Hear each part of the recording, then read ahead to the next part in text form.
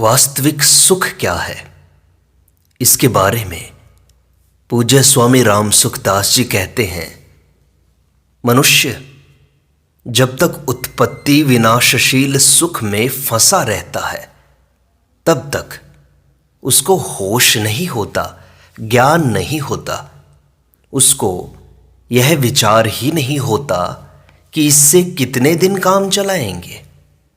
जो उत्पन्न होता है वह नष्ट होता ही है, जिसका संयोग होता है उसका वियोग होता ही है।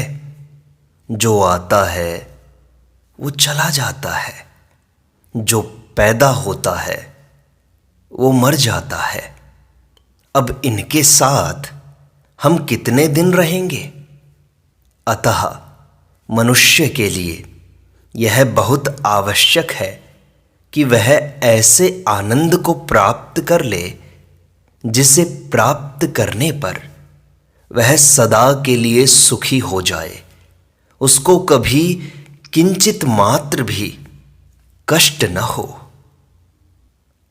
हम देखते हैं कि बचपन से लेकर अभी तक मैं वही हूं।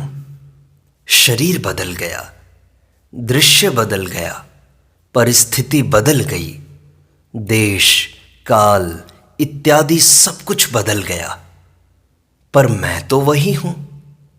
बदलने वालों के साथ मैं कितने दिन रह सकता हूं? इनसे मुझे कब तक सुख मिलेगा? इस बात पर विचार करने की योग्यता और अधिकार केवल और केवल मनुष्य को ही मिला है, और मनुष्य ही इसको समझ सकता है। पशु पक्षियों में इसको समझने की ताकत ही नहीं है। देवता आदि समझ तो सकते हैं, पर उनको भी वह अधिकार नहीं मिला है जो मनुष्य को मिला है। मनुष्य खूब आगे बढ़ सकता है, क्योंकि मानव शरीर मिला ही भगवत प्राप्ति के लिए है। इस मानव शरीर को पाकर हम भगवत चिंतन कर सकते हैं, भगवान का स्मरण कर सकते हैं। पशु पक्षी और देव ये नहीं कर सकते।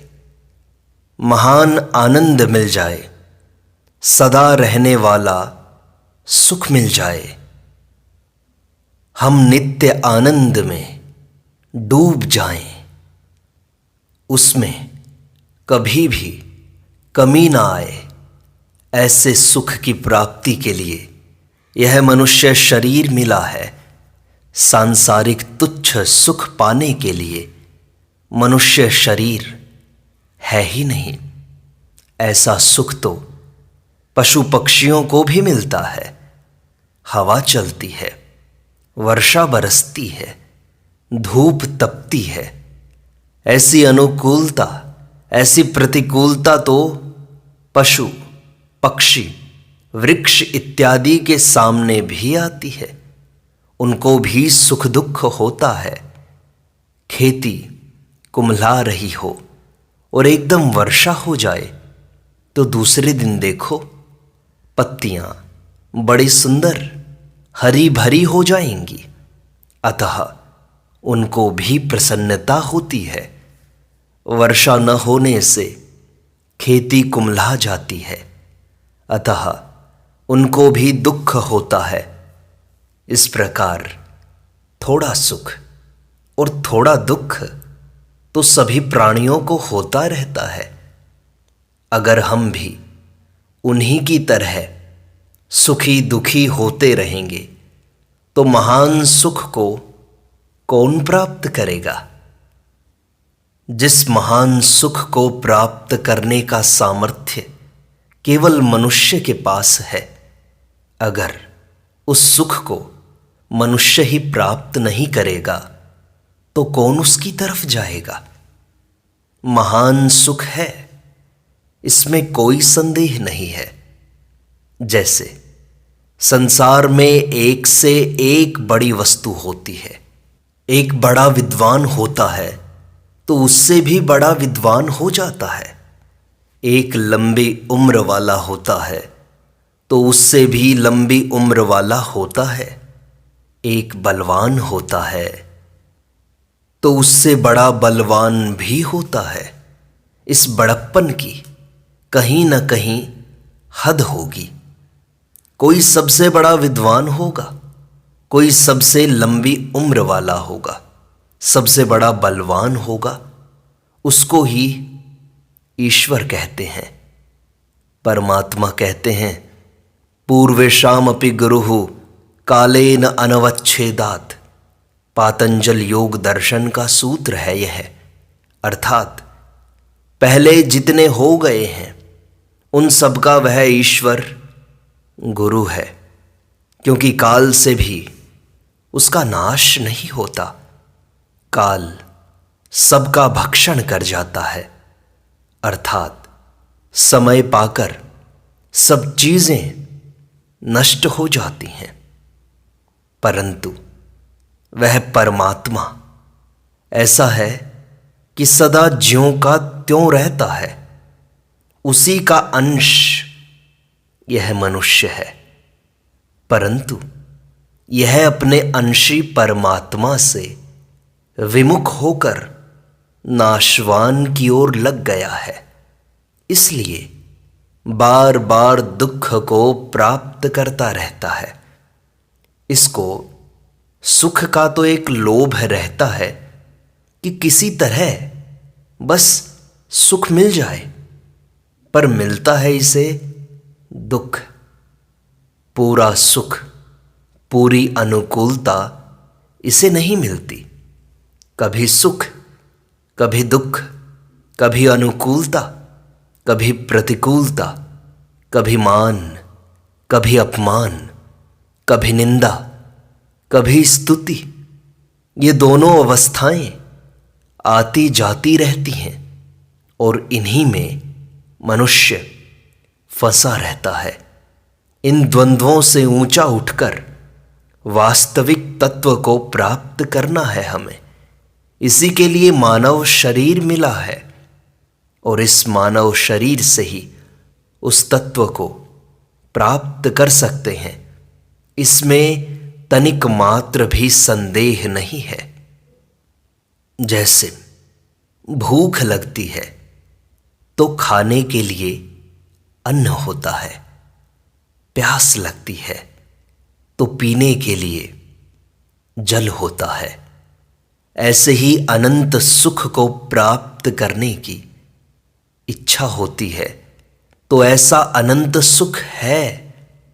अगर अनंत सुख न होता तो हमें जितना सुख मिला है उसी से हम तृप्त हो जाते, परंतु हम तो इन संसार के सुखों से कभी भी तृप्त नहीं होते।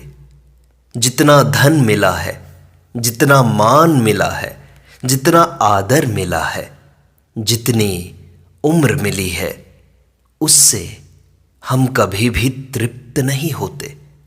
अपितु और मिले और मिले, मिलता रहे, ऐसी इच्छा सदैव बनी रहती है। अतः एक ऐसी स्थिति होती है जिसके मिलने के बाद फिर और मिलने की इच्छा नहीं रहती। हमें और मिल जाए, कुछ और चाहिए, ऐसा कोई भी भाव हमारे मन में नहीं रहता, अहंकार नहीं रहता। वही है वास्तविक सुख। गीता में कहा है, यम लब्ध्वा चा परम लाभम मन्यते नाधिकम ततः यस्मिन् स्थितो न दुखे न गुरुणापि विचाल्यते। अर्थात जिस लाभ की प्राप्ति होने के बाद फिर कोई और लाभ मिल जाए, यह इच्छा रहती ही नहीं, सदा के लिए तृप्ति हो जाती है। कभी किसी बात की किंचित मात्र भी आवश्यकता नहीं रहती। जिसमें न अन्न की, न जल की, न मान की, न बड़ाई की, न आराम की, न ही भोग की इच्छा रहती है, ऐसी तृप्ति, ऐसा एक आनंद हमारे को मिल सकता है, उसकी प्राप्ति के लिए ही यह मानव शरीर मिला है हमें। जब तक उसकी प्राप्ति का उद्देश्य नहीं बनता, तब तक मनुष्य को ठीक तरह से होश नहीं आता। वह उद्देश्य बनेगा तभी ये पारमार्थिक बातें समझ में आएंगी। अतः पूरा लाभ तभी होगा जब उस लाभ के लिए हम लग जाएं। इसके लिए सबसे पहले यह विश्वास होना चाहिए कि ऐसा कोई वास्तविक सुख है, ऐसा कोई लाभ है जो प्रत्येक मनुष्य को मिल सकता है। कोई भी उससे वंचित नहीं रह सकता। अगर चाहे तो उसकी प्राप्ति इस मनुष्य जीवन में हो सकती है। यह एकदम सच्ची बात है, सत्य है। कारण कि जितने बड़े बड़े ऋषि हुए हैं, महात्मा हुए हैं, तपस्वी हुए हैं, त्यागी हुए हैं, जीवन मुक्त हुए हैं, भगवान के प्रेमी भक्त हुए हैं, उन सबको उस लाभ की प्राप्ति हुई है। जब मनुष्य मात्र उस तत्व को प्राप्त कर सकता है, तो फिर हम क्यों नहीं कर सकते? अगर आप उसकी प्राप्ति का लक्ष्य बना लें, तो फिर आपको दूसरी बातें बताएं, तब उन बातों को आप जरूर समझ लेंगे और आगे बढ़ जाएंगे। इसमें तनिक भी संदेह नहीं है। आप ऐसा विचार बिल्कुल न करें कि हम तो गृहस्थ हैं, हम तो कुटुंब में फंसे हुए हैं, हम उस तत्व को कैसे प्राप्त करेंगे, इत्यादि इत्यादि बातें बिल्कुल न सोचें। मेरी धारणा में आप ऐसे अयोग्य नहीं हैं, अपात्र नहीं हैं, अनधिकारी नहीं हैं कि उस तत्व को प्राप्त नहीं कर सकते। मनुष्य मात्र उस तत्व को प्राप्त कर सकता है। मुझे ऐसी ऐसी अलौकिक युक्तियां संतों से मिली हैं जिनसे मनुष्य मात्र अपना उद्धार कर सकता है। इसमें किंचित मात्र भी संदेह नहीं है।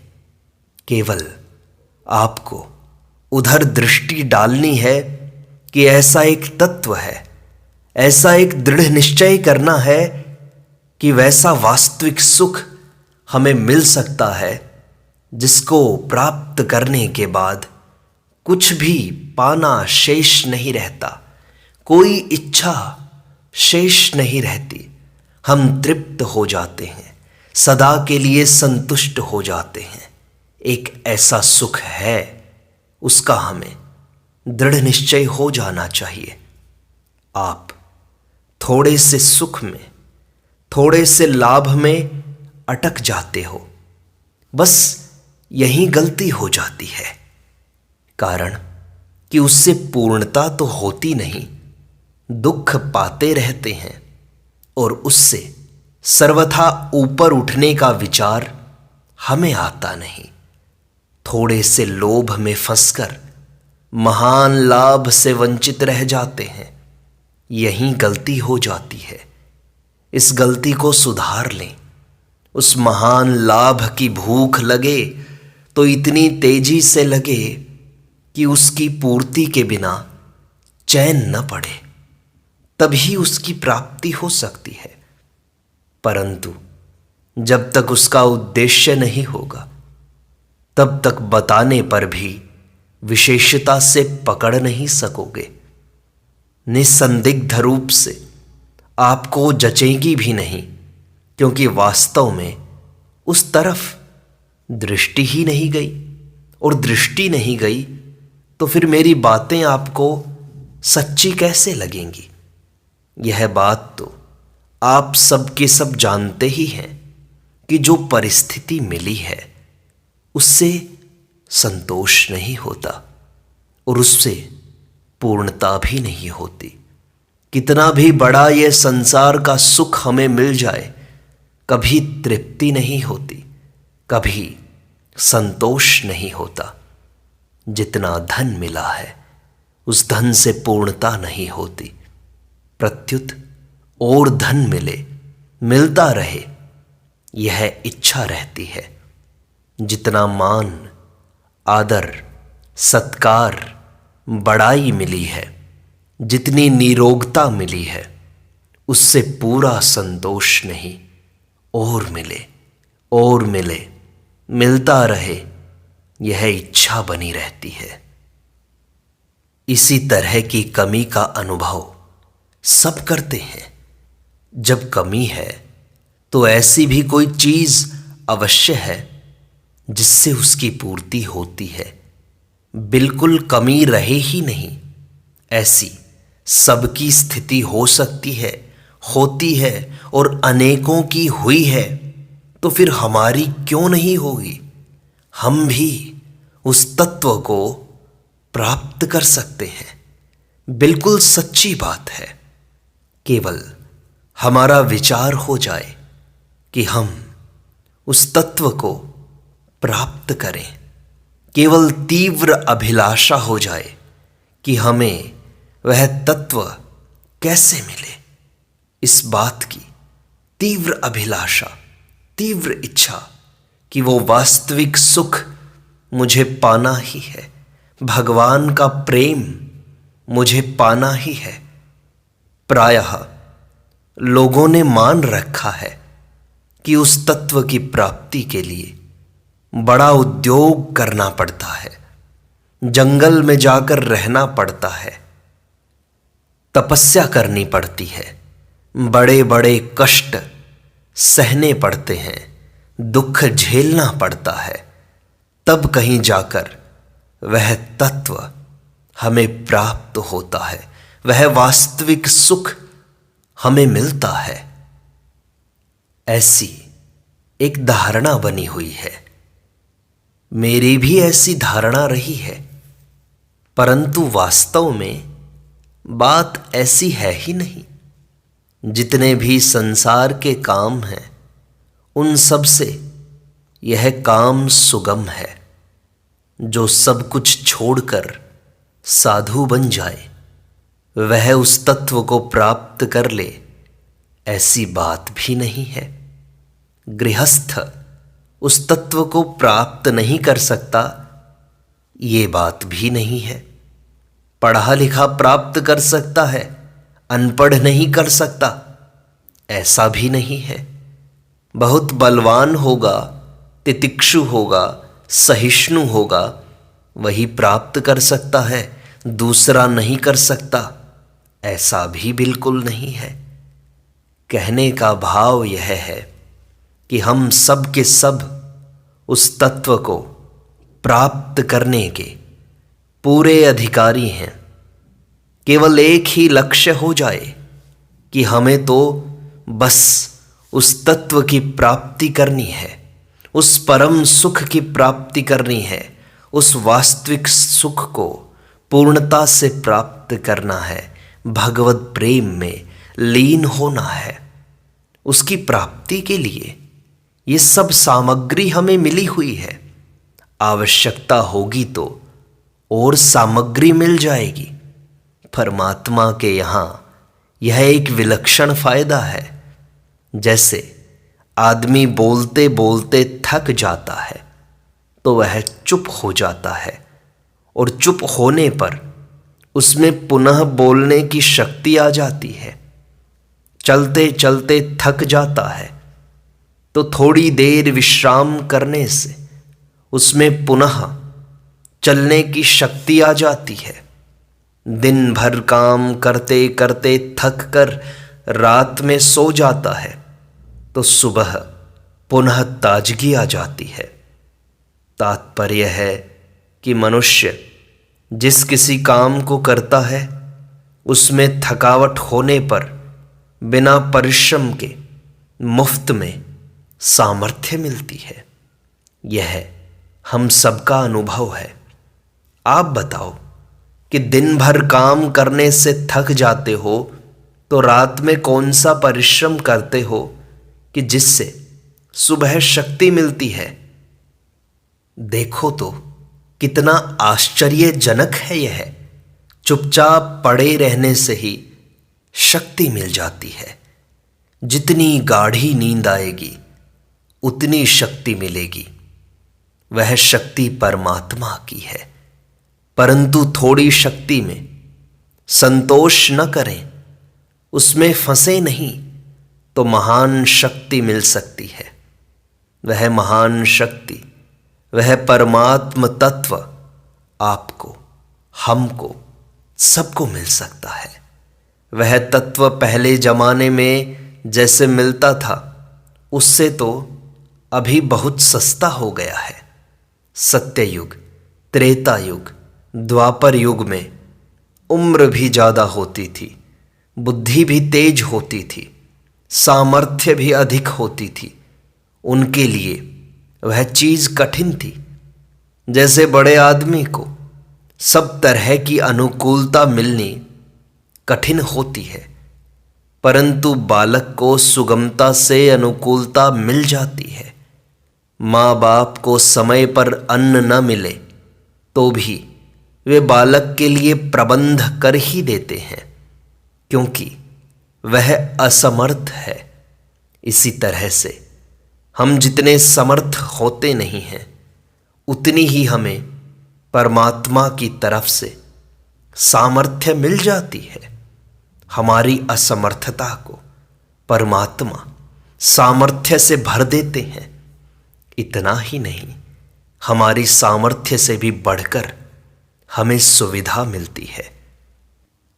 जैसे बालक जितना छोटा होता है उतनी ही उसको ज़्यादा सुविधा मिलती है। हमारी चाहना, भीतर की उत्कंठा, लालसा, अभिलाषा बस जोरदार जागृत हो जाए, ऐसी जागृत हो जाए कि उसके बिना चैन ना पड़े कि हमें जब तक वह परमात्मा नहीं मिलता तब तक हम चैन से नहीं बैठेंगे। हम लगातार परिश्रम करते रहेंगे। हम भगवत प्रेम के लिए लालायित रहेंगे। परंतु वह तब जागृत होगी जब हमें जो कुछ मिला है उससे हम संतोष न करें। हम इन लौकिक सुखों से, इन संसार के सुखों में तृप्त न हो जाएं, कारण कि नाशवान वस्तु से हमारी कभी भी तृप्ति नहीं होगी। अगर नाशवान से ऊंचे उठकर अविनाशी तत्व प्राप्त करने की तीव्र अभिलाषा हमारे भीतर जागृत हो जाए, तब ही वह वास्तविक सुख, परम आनंद, भगवत प्रेम प्राप्त हो सकता है। नारायण नारायण नारायण।